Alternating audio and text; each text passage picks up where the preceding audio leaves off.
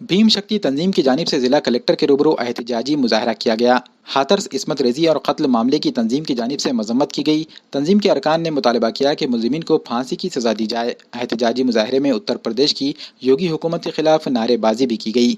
इस मौके पर भीम शक्ति तंजीम के जिला सदर शत्रुघ्न वाघमारे, यूथ सदर सुरेश हटकर और नुमाइंदा कारपोरेटर रमेश गोडबोले के अलावा दीगर जिम्मेदारान मौजूद थे।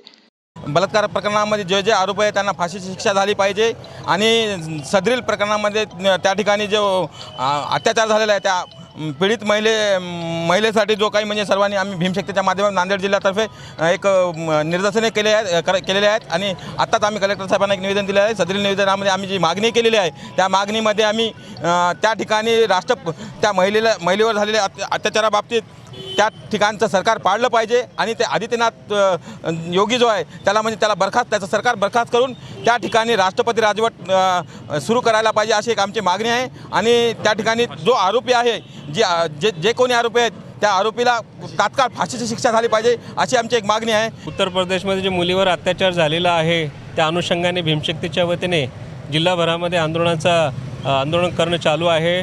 आमचे आदरणीय नेते चंद्रकांतजी हंडोरे साहेब माजी सामाजिक न्याय मंत्री यांच्या आदेशानुसार आम्ही पूर्ण जिल्ह्यामध्ये आंदोलन करत आहोत।